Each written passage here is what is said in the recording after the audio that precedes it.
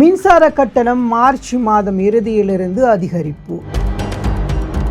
பணிப்புறக்கணிப்பில் ஈடுபட்ட ஊழியர்களின் சம்பள அதிகரிப்புக்கு மின் கட்டணம் அதிகரிக்கப்பட வேண்டும். கடந்த நாட்களில் மேற்கொள்ளப்பட்ட பணிப்புறக்கணிப்பினால் 17,000 மின்தடைகள் ஏற்பட்டுள்ளது.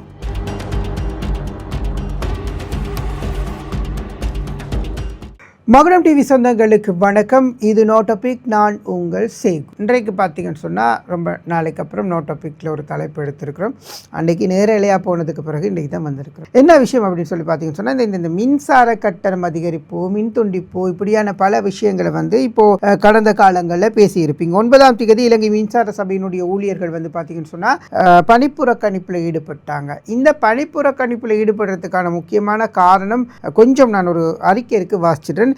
2024ஆம் ஆண்டின் 36ஆம் இலக்க இலங்கை மின்சார திருத்தச் சட்டத்தின் பிரகாரம் 2026ஆம் மாதம் மார்ச் மாதம் 9ஆம் தேதி முதல் இலங்கை மின்சார சபை என அதாவது சிஇபி செயற்பாடுகள் உத்தியோகபூர்வமாக தனியார் நிறுவனங்களிடம் கையளிக்கப்படுகிறது. எலக்ட்ரிசிட்டி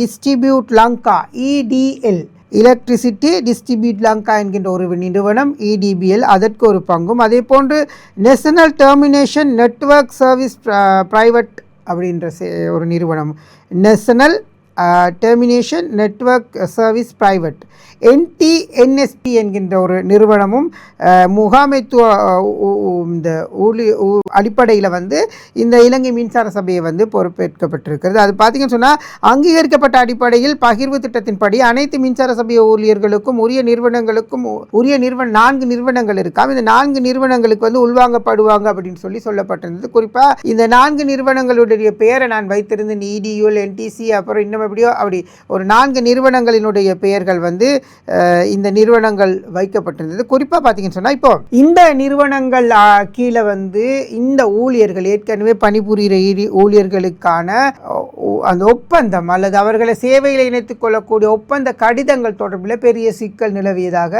இவர்கள் பணிப்புறக்கணிப்பில் ஈடுபட்டாங்க. கிட்டத்தட்ட 62 கோரிக்கைகளை முன்வைத்து இவர்கள் இந்த பணிப்புறக்கணிப்பில் ஈடுபட்டதாக சொல்லப்படுகிறது.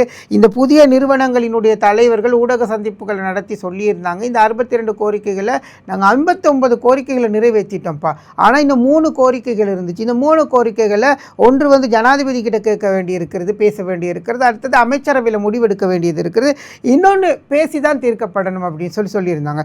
இப்போ இவர்கள் இந்த பணிப்புறக்கணிப்பில் ஈடுபடுற நேரம் எவ்வளவு சாதகமான பாதகமான தன்மைகள் இருக்குன்னு சொல்கிற ஒரு விஷயம் இருக்குது. இப்போ இவர்களுடைய தொழில் நிமித்தம் ஒரு பாதுகாப்பற்ற நிலைமை அப்படி இருக்குதுன்னு இவர்கள் சொன்னாலும், ஆனால் அந்த நிறுவனங்கள் சொல்லியிருக்கிறது இல்லை, நாங்கள் இவர்களை முறையாக தான் உள்வாங்கி இருக்கிறோம், அதற்கான நியமனங்கள் கடிதங்களை நாங்கள் அடிச்சிருக்கிறோம், அதற்கான அவங்களுக்கு இலங்கை மின்சார சபை CEBயில் வழங்கப்பட்ட கொடுப்பனவுகள் என்னென்ன இருக்குதோ அது அத்தனையும் நாங்கள் உள்வாங்கி இருக்கோங்க, இவங்க சொல்கிற மாதிரி எதுவும் இல்லை அப்படின்னு சொல்லியிருக்காங்க. ஆனால் இவங்க சொல்கிற ஒரு கோரிக்கை எங்களால் ஏற்றுக்க முடியாது. சம்பள அதிகரிப்பை கேட்குறாங்க.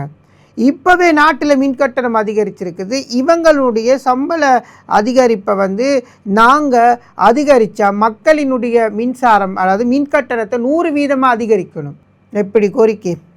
100% மின்கட்டணத்தை அதிகரிக்கக்கூடிய ஒரு நிலைமைக்கு தள்ளப்படுறோம். இந்த போராட்டம் இப்போ முடிஞ்சிருச்சு. நான் எப்போ இது பேசுகிறேன், எதுக்காக பேசுகிறேன்னு சொல்லி பார்த்தா, இப்போது இந்த PUSL இருக்குது இல்லையா, அதில் மின்கட்டணம் அதிகரிப்பு தொடர்பில் ஒரு செய்தி வெளியாக இருக்குது. அதற்காகத்தான் இந்த தலைப்பை நான் இப்போ எடுத்திருக்கிறேன். கடந்த நேற்று முன்தினம் தான் போராட்டம் கைவிடப்பட்டது. இப்போது நாடு பூராகும் இவர்களுடைய போராட்டம் காரணமாக இப்போ 100% மின்கட்டணத்தை நம்மள்கிட்ட இருந்து எடுத்தால் தான் இவங்களுக்கு சம்பளம் கொடுக்கலாம். நாங்கள் எங்கே கட்டணும்? நாங்கள் எதுக்கு இவங்க மின்கட்டணத்தை நாங்கள் பாவிக்கிற கூறுகள் அளவாக இருந்தாலும் நாங்கள் அதற்கான மின்கட்டணத்தை செலுத்தணும். இவங்களுக்கெல்லாம் சம்பளம் கொடுக்கறதுக்காக எதுக்கு மக்கள் மின்கட்டணத்தை அதிகரிக்கணும், மக்கள் மீது சுமைகளை சுமத்தணும்? எங்களுக்கு நாங்கள் மரத்துல இருந்து காசு பிடுங்குறோமா?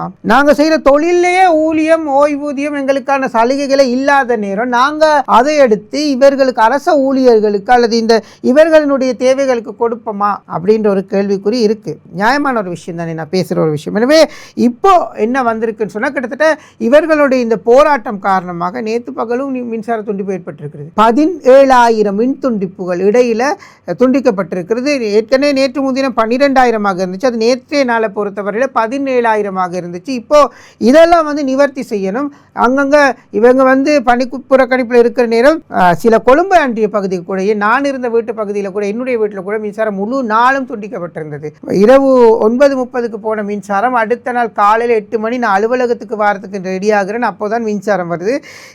வீட்டில் இருந்த அந்த மீன் தொட்டியில் இருந்த மீன்கள் கூட இருந்து போச்சு. அப்போ இது இவ்வளவு தூரம் இருக்கிற நேரம் இவங்களுக்கு நம்ம சம்பள அதிகரிப்பு கொடுக்கலாமா? நம்ம 100% மின்சார கட்டணத்தை செலுத்தி நம்ம அவங்களுக்கு எப்படி சம்பள அதிகரிப்பு கொடுக்குறது அப்படின்ற ஒரு வேண்டுகோள் இருக்குது. அப்போது பல பகுதிகளில் இப்போ இன்றைக்கும் மின்சார இணைப்புகள் வேலைகளில் ஈடுபட்டு கொண்டு தான் இருக்கிறாங்க. காரணம் அவங்க செய்த அந்த பணிப்புறக்கணிப்பு காரணமாக. இப்போ விஷயத்துக்கு வரலாம். 2026ஆம் ஆண்டின் 2ஆம் காலாண்டிற்கான மின்சார கட்டண அதிகரிப்பு சரியா? இலங்கை PUSL இருக்கு இல்லையா, இலங்கை பொது பயன்பாட்டு ஆணைக்குழு. இப்போ இவங்கள்ட்ட கோரிக்கைகளை மின்சார சபை வைத்திருந்தது. இப்போது 1ஆம் காலாண்டிற்கான அதிகரிப்பு அதிகரிச்சிட்டாங்க. இப்போ இது சொல்லியிருக்கிறாங்க 2026ஆம் ஆண்டு 4 காலாண்டில் அதிகரிச்சிங்கன்னா நாட்டு மக்கள் எங்கய்யா போவாங்க இந்த அதிகரிப்பில். இப்போ PUSL என்ன சொல்லியிருக்குன்னு சொன்னால் 2026ஆம் ஆண்டின் 2ஆம் காலாண்டிற்கான மின்சார கட்டண திருத்தம் தொடர்பாக இலங்கை பொது பயன்பாடுகள் ஆணைக்குழுவிற்கு முடிவுக்காக காத்திருப்பதாக சொல்லியிருக்கிறாங்க. ஏற்கனவே சமர்ப்பிச்சிட்டாங்க. ஆனால் இந்த மின்சார கட்டணம் அதிகரிக்கப்படுமா இல்லையா அப்படின்றத பொது பயன்பாடு ஆணைக்குழு தான் சொல்லணும். உண்மையிலே மக்கள் பக்கம் இந்த பொது பயன்பாடு ஆணைக்குழு சிந்திக்கிறதா அப்படின்றத கொஞ்சம் யோசிக்க வச்சுச்சு கடந்த முறை முடிவு. இப்போ இந்த முடிவு என்ன ஆக போகுதுன்னு சொல்லி எங்களுக்கு தெரியாது. ஏப்ரல் முதல் ஜூன் வரையிலான காலப்பகுதிகளுக்கு 13.56% மின்சார கட்டணத்தை உயர்த்துவதற்கு அனுமதி கோரி இலங்கை மின்சார சபை அண்மையில் பொது பயன்பாடு ஆணைக்குழுவிடம் முன்மொழிவு ஒன்றை முன்வைத்திருக்கிறாங்க. 13.56% சொல்கிறது சும்மாவா? இப்போவே சாதாரணமாக கரண்ட் பில் அதிகரிச்சிருக்கு. நாங்கள் அவ்வளவு குறைப்போம் இவ்வளவு குறைப்போம், பெட்ரோலை நாங்கள் அங்கேருந்து குறைப்போம் இங்கேருந்து குறைப்போம்னு சொன்னவங்க ஆட்சிக்கு வந்ததுக்கு பிறகும் இந்த பெட்ரோலினுடைய விலை எவ்வளவு அதிகரித்திருக்குது. இவ்வளவு அதிகரிப்பு, விலை அதிகரிப்பு, அதுக்கு வேறு வியாக்கியானங்கள் விளக்கங்கள் சொல்லிக்கிட்டு இருக்கிறாங்க. இதையும் மக்கள் நம்பிக்கிட்டு இருக்கிறாங்க. அது நம்ம பிரச்சனை இல்லை. ஆனால் இந்த மின் கட்டணம் அதிகரிக்கப்பட்டால் கண்டிப்பாக மக்களுக்கு ரொம்ப ஒரு இறுக்கமான ஒரு நிலைமை ஏற்படும் அப்படின்றது மட்டும் எந்த மாற்று கருத்தும் இல்லை. இது குறித்து பொதுமக்களினுடைய கருத்துக்களை கேட்டறிவதற்கு பொது பயன்பாடுகள் ஆணைக்குழு நடவடிக்கை எடுத்துள்ளதுடன் அதன் மூன்றாம் நாளாக இன்று மாத்தளை மாவட்டத்தில் பொதுமக்களின் கருத்துக்கள் கோரப்படுகிறது அப்படின்னு சொல்லப்பட்டிருக்கிறது. இப்போ பொதுமக்களோட கருத்து கேட்குறேன்னு சொல்கிறாங்க ஐயா, எல்லா இடத்துலையுமே இந்த மாதிரி சொல்கிறாங்க. ஆனால் நம்ம இருக்கிற ஏரியாவிலையோ இல்லை நாங்கள் போகிற ரோடுலேயோ நாங்கள் போகிற இடத்துலையோ எங்கேயுமே நம்மக்கிட்ட யாரும் இப்படி கேட்டதில்லை. நாங்கள் இப்போ அலுவலகத்தில் இருந்துட்டு போகிற நேரம் ஒரு சில இடங்களில் இந்த நிதிகளை சேகரிப்பாங்களே தவிர இது மாதிரியான கருத்துக்களை கேட்குறது இல்லை. ஆனால் உண்மையிலுமே பொதுமக்கள் இதுக்கு ஏற்றுக்கொள்ள மாட்டாங்க, ஒத்துக்கொள்ள மாட்டாங்க. கருத்துக்களை சொல்கிற பொதுமக்கள் உங்களுடைய எதிர்காலத்தையும் நினைத்து கருத்துக்களை சொல்லுங்கள், கருத்துக்களை பதிங்க. இதுதான் எங்களுடைய கோரிக்கையாக இருக்கு. எனவே இந்த விடயம் தொடர்பில் இப்போது விவகாரங்கள் மின்கட்டணம் அதிகரிப்பு தொடர்பில் பேசப்பட்டு கொண்டிருக்கிறது. இப்போ இந்த மின்சார சங்கங்கள் இருக்கு இல்லையா, அங்கே இருக்கக்கூடிய சங்கங்கள் இருக்கு இல்லையா, அவங்க ஜனாதிபதியினுடன் பேச்சுவார்த்தை நடத்தினாங்க நேற்று நினைக்கிறேன். இந்த பேச்சுவார்த்தை வெற்றி அளித்திருப்பதாக சொல்லியிருக்கிறாங்க. ஜனாதிபதி இந்த கோரிக்கைகளை ஏற்றுக்கொள்கிறதா சொல்லியிருக்கிறார். 62 கோரிக்கைகள், இதில் சம்பள அதிகரிப்பும் ஒன்று. அப்போது எல்லா கோரிக்கைகளும் ஜனாதிபதி ஏற்றுக்கிட்டு அதுக்கப்புறம் இந்த சங்கங்கள் இந்த நிறுவனங்களுடைய அதிகாரிகள் அழைத்து பேச்சுவார்த்தை நடத்துவதாக கூறியிருக்கிறாரு. இந்த சம்பள அதிகரிப்பு எங்கேருந்து வரப்போகுது? இப்போ PUSL இப்போ இந்த பொது பயன்பாடு ஆணைகள் குழுவினுடைய மின்சார கட்டண அதிகரிப்பு, இலங்கை மின்சார சபை ஏற்கனவே முன்வைத்திருந்த 2ஆம் காலாண்டிற்கான அதிகரிப்பு தொடர்பில் கொஞ்சம் சேர்த்து பாருங்கள், நான் சொல்கிற விஷயம் உங்களுக்கு புரியும். எனவே இது மக்களின் மீது சுமத்தப்படுகின்ற ஒரு பாரிய சுமை. ஏற்கனவே எரிபொருளை பற்றி நாங்கள் பேசியிருந்தோம். எரிபொருள் சுமை என்பது ரொம்ப கஷ்டமானது ஒரு சுமை.